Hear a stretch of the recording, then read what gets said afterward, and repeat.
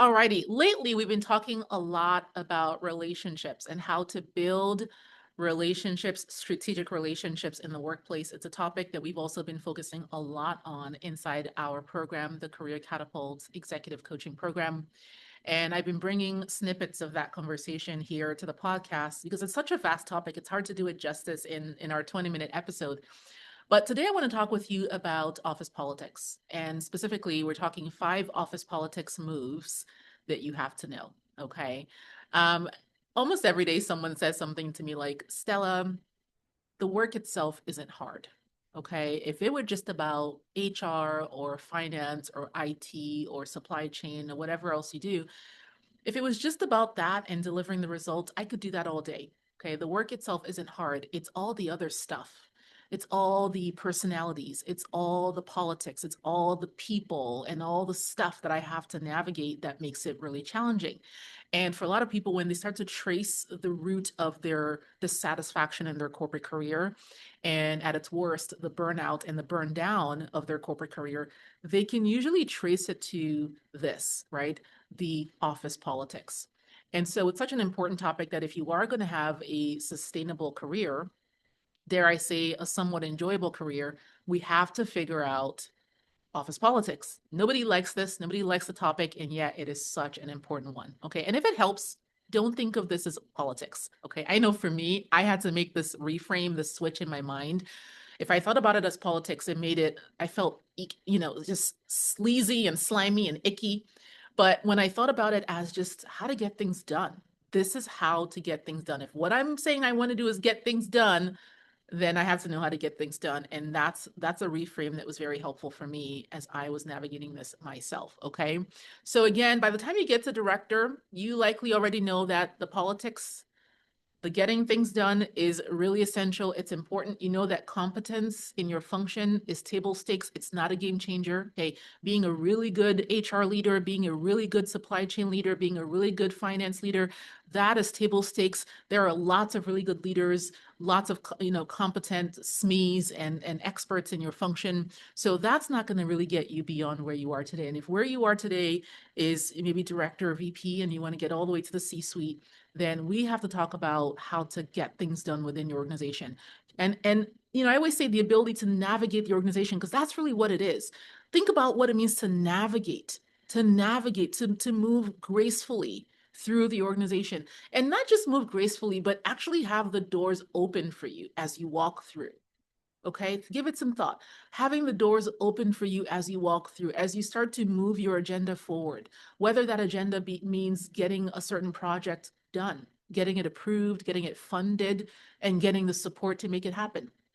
Whether that is getting some additional headcount on your team, whether that's your own promotion or a promotion on your team, no matter what it is, being the kind of person who can navigate the organization, because every organization is different, although there are similarities, it's knowing the organization and knowing how to move within it. Okay. While others get the door slammed in their face, you want to be the kind of person for whom, as you move a certain way, the doors open. I almost think of it as like you're walking through the doors and you have to know just where to step for the door to open. If you step to the right or to the left of that, wherever that thing is, it's not going to open. It's kind of the same thing, right? So you have to know how to move, how to navigate through your organization gracefully, because that is how you get things done. And this is where a lot of our clients, female leaders, struggle, because again, we've been taught just keep your head down, get the work done, deliver the biggest number that you can, deliver the biggest results as fast as you can. And that's going to be the thing that gets you noticed. And I can tell you, and many of you already know this because I shared this at the start of this podcast, that's what I knew. I knew how to work hard. I knew how to get results. I knew how to do what I was asked to do and do it really well. Okay. And I got to a certain point in my career, that was around the manager level, where I realized, there's a lot more to this game. Okay. There's a lot more to this. And in fact, that year I thought I would be up for a promotion. I was up for promotion, and I'd been working on that promotion and I didn't get it. And the conversation I had with my manager was the most illuminating thing that ever happened to me in my career. It's where he said to me, Stella, yes, you've delivered really big results. And yes, we know you here in North America, but this is a global company and pretty much no one knows you yet outside of these four walls. And what he was trying to tell me in his own sort of clunky way was that he needed to have the buy-in and the approval and the support outside of our region to have the promotion. And he was getting out lobbied, so to speak. And that's where the wheel started to turn. I was like, okay. So you mean to tell me it's not really just about the work. It's not just about the results I've delivered. It's so much more than that. And once I started to learn that, the doors were starting to open up for me. So I want to share with you 5 office politics moves. These are the basics, okay? These are the basics. You have to master these first, all right? Because the truth is, most situations that you'll find yourself in real life will require a lot more for us to dive into. I will need to understand the history and the cast of characters and the point in time or the moment in time the company has found itself in. So many other things are required to really effectively navigate the situation. But these 5 office politics moves will get you started. They'll put your head in the right place, in the right space. And as you master these, you'll see that the other decisions will become easier and easier for you. So let's dive right in. The number one office politics move that you have to master is to control the narrative before others do. Control the narrative before others do. Remember that the work and the story about the work are 2 different things. Hear me loud and clear. The work and the story about the work are 2 different things. Similarly, the results, the outcome, and the story about the results are 2 different things. And if you don't understand that, you'll conflate the 2. And you'll think that just doing the work or just getting the results and maximizing those is what will get you the outcome. The narrative is more important. The narrative. The person that controls the narrative shapes the outcome. Right? And this is a huge gap I see as I again get to know many of you, is that you have a gap in this area. You are hyper focused on just doing the work. And when you work in an organization, many of you work for large matrix global organizations. Okay, the narrative, the storytelling, the communication matters. And this matters whether you have great results to communicate or not so great results, right? I have so many stories on this. I remember once in my career, I approved a decision, a supply chain decision that led to us purchasing a huge amount of let's just say raw material. I worked for a manufacturing company, and one of our major raw materials was a particular metal, okay, that fluctuated as metals do. And I had really good intelligence that said, hey, based on where it is right now, we didn't really speculate as an organization, but I made the decision to go ahead and do that. Well, wouldn't you know it, as soon as we made that decision, everybody was celebrating, high-fiving, we secured the bottom line, blah, blah, blah. The price of the metal tanked. I mean, almost overnight. Okay. Now, on its face, that would seem like, oh my gosh, I just cost this company X million dollars. And this is where many of you would have spiraled in that, like, I've just cost this amount. And then you would let someone else control the narrative. Someone else gets to find out, and someone else gets to start asking the questions, and someone else gets to call you to the carpet. What I did instead was I owned the narrative. I focused on the other side of it, which is how we had secured the bottom line, how we had secured contracts at certain prices with our customers, right? And how we could then continue to buy forward, okay, to take advantage of the current pricing. These are the kinds of things. Sometimes you can't always control the result. Sometimes you can't always control the work and the way the work is going. But what you can control is the narrative. Okay, and that's a highly underutilized lever that you have. It makes all the difference. You have to ask yourself, am I controlling the narrative before someone else does? Because once someone else gets a hold of that narrative, once someone else, and maybe this someone else isn't someone who's really, a fan of yours or on your side, or they have their own agenda. Once you let them own the narrative, you are on your back foot. You are on your back foot. You are now in defensive mode. And nobody likes somebody who comes across defensive. It just does not look good as a leader. So you have to keep your wits about you. You have to pay attention, control the narrative before others do. Number 2, basic office politics move that you have to know. This one's really important. Power isn't always title.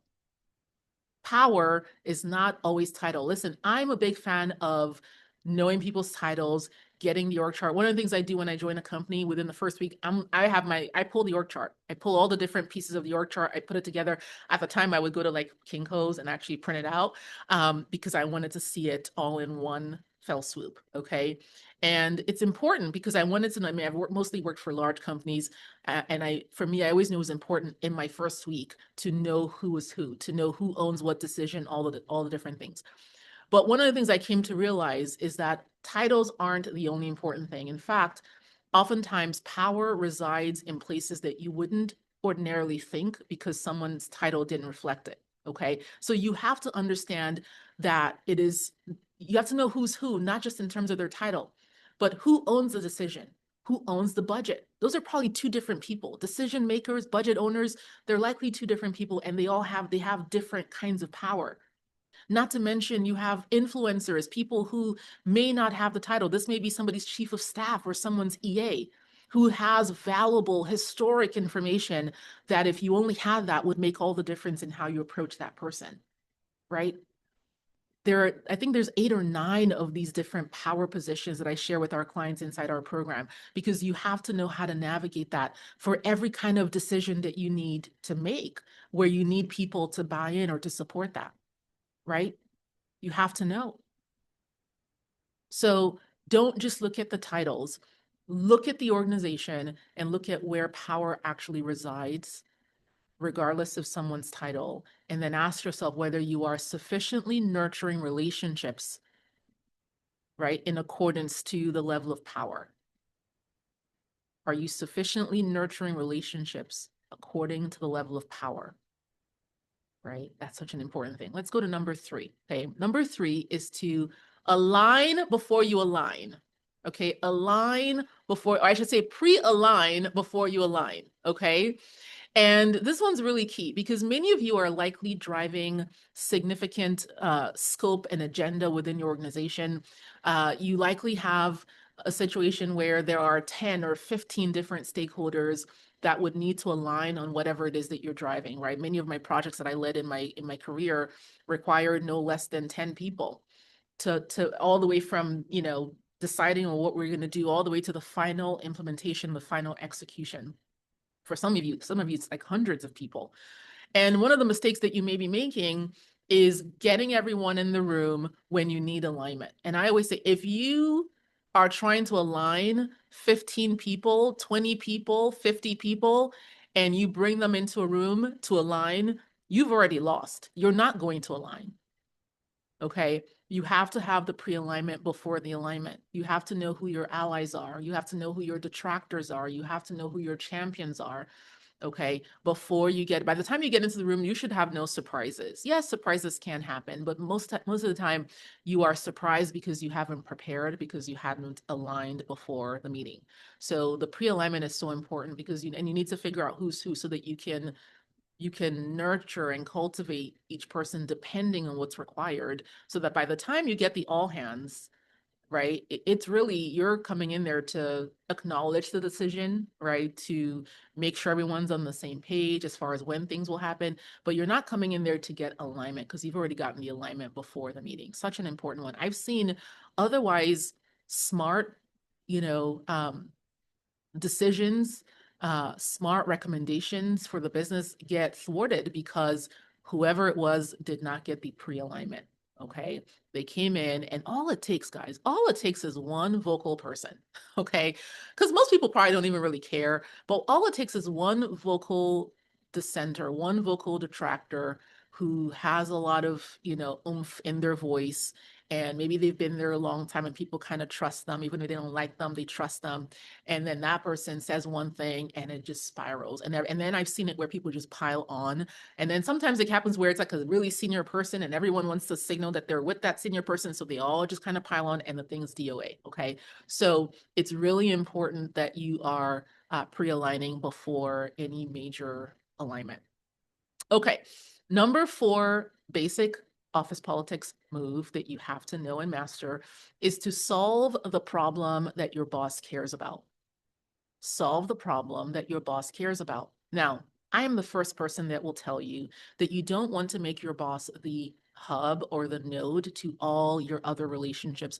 You want to make sure that you have other relationships across the organization that you're cultivating where it is a one way, what's the, you don't have any intermediary. Your boss is not the intermediary. You have cultivated your own relationship with those individuals. Yes, I'm a big believer in maximizing your impact in the organization, having broad impact that will sometimes be outside of your boss's scope. I certainly have done that, and that has led to promotions for me as well, where I ended up being promoted months after joining a company because I was able to identify ways to deliver impact beyond my scope. That notwithstanding, you don't want to do that at the expense of what your boss cares about. You don't want to do that at the expense of what your boss, you don't want to come across as so opportunistic, right, that you alienate your boss. Many of the challenging relationships that many people have with their manager has come as a result of signaling that they are way too opportunistic. And by that, I mean, you're not prioritizing what your boss actually cares about. You're so busy trying to build the relationships outside of your boss that you've forgotten that this person hired you.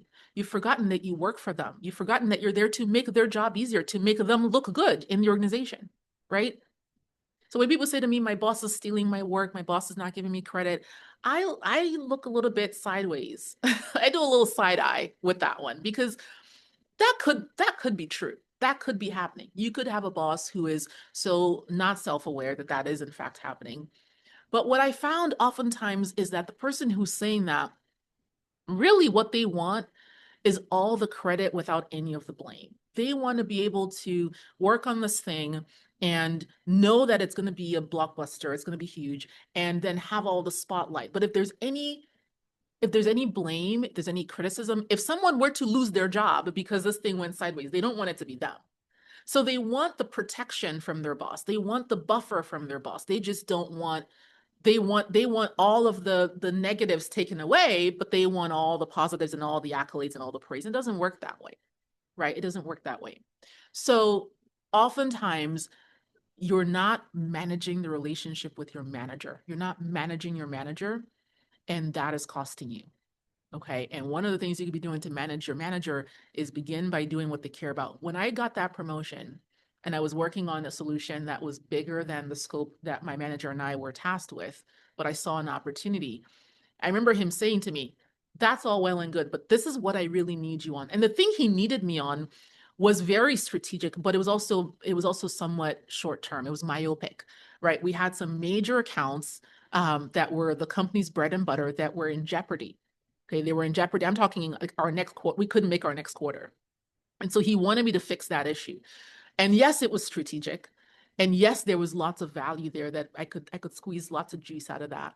But I also saw this bigger opportunity, and he didn't stop me from doing the bigger thing, but he was very clear that this is really what he wanted me on. And so I did both. I did both because I'm not going to alienate my manager because I'm trying to make a name for myself in the organization. And that's really my message here. Yes, you can build relationships. Yes, you can make broad impact, but you got to do that separate from the thing that your manager cares about. You have to be solving your boss's biggest challenges. Okay. Okay. Number five. Number five is to build strategic relationships before you need them. Build strategic relationships before you need them. Nobody is advocating for someone they just met today. Nobody's advocating for someone they just met last week. Nobody's advocating for someone they've only seen or talked to twice in 12 months. Okay, I don't care what they tell you. If you call that person you've spoken to twice in 12 months and you say, oh my gosh, can you drop everything right now and help me land this other job?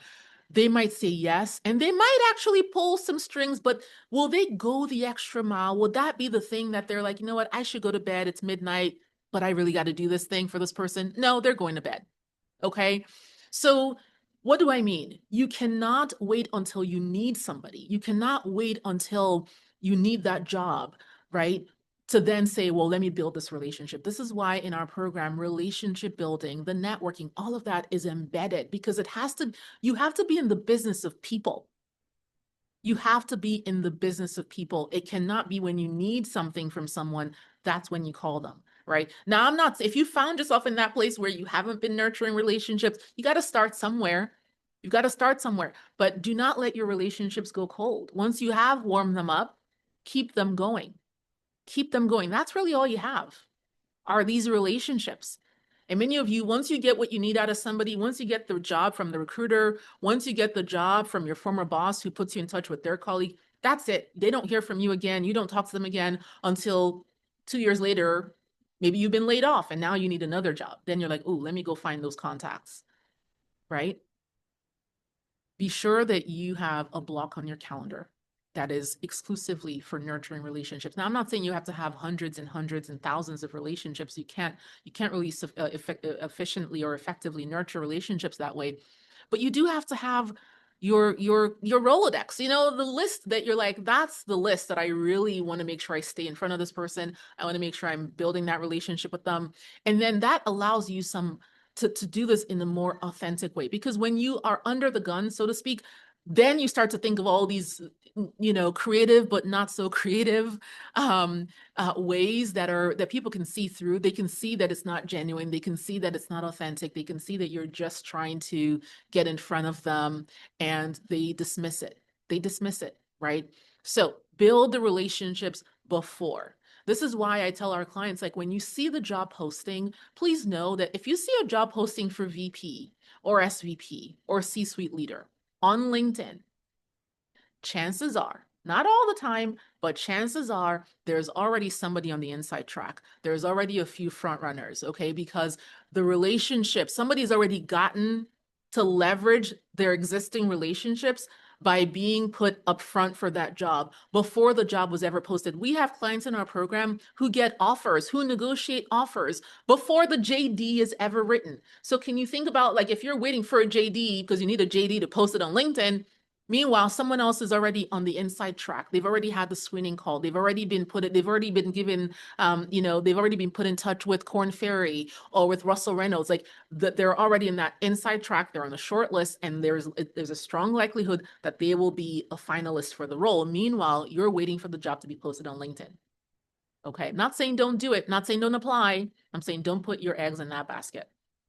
Okay, so those are 5 office politics moves. Again, number 1, control the narrative before someone else does. Number 2, power isn't always about title. Number 3, pre-align before you align. Number 4, solve your boss's biggest challenges. And number 5, build strategic relationships before you need them. Okay, so like I said, don't think of these as politics, because I know for me, that made me somewhat averse to it. Think of it as, I want to get things done. That's why I'm here.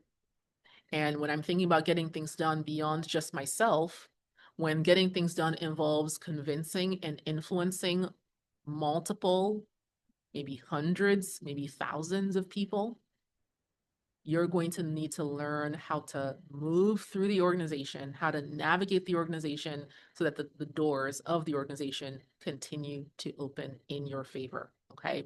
Now, these will get you started. Okay. But really, when you find yourself in situations at work, chances are they are multivariate, they're multifaceted, they're different casts of characters, there are multiple different factors that you have to consider before you then make the right call. And this is why you need to ensure that you have the right level of executive support, that you have a place and a person that you can speak to whose advice you trust, who you know has navigated certain things that you are navigating and can give you at least a sound perspective for you to then decide yourself what to do. Because it still comes down to you trusting yourself, but you need to allow the right perspective, okay, so that you can make a sound decision. And that's exactly what I do with our clients, okay? Those of our clients who are, senior vice presidents, who are vice presidents, who are directors and senior directors, these are the conversations that we have. It's not just landing the job. Yes, we work together to land the job, but it's doing the job. And oftentimes doing the job will put you, in front of these major decisions. Lots of times, 5 or 6 of these before noon, okay? And how you navigate them will make all the difference. And the thing about it is, at a certain level, no one will tell you. You won't know when you stepped in it. No one will say, you really shouldn't have done that, because they'll just kind of nod along, but you've created doubt. You've created doubt in the minds of people about whether or not you are truly legible and ready for the next level. Okay. And that's why you want to navigate these with intention. So if you know that this is a sort of thing that you want to work on, you want to become, the sort of person who is able to navigate these hairy, tricky situations with grace so that you can have the organization open for you. I'd love to chat with you a bit more about what you're dealing with and see if we would be a good fit to work together. So the first step in doing that is to send us an email. Okay, you can hit reply to any one of our emails in your inbox, or you can visit or email us at contact@intel.us. Contact, CONTACT, at Intel, INTELLE.us, and simply type the words, I don't know, politics, office politics, type office politics, and we'll take it from there. Thanks for listening. I hope that this was insightful for you. Have a wonderful rest of your day. Bye for now.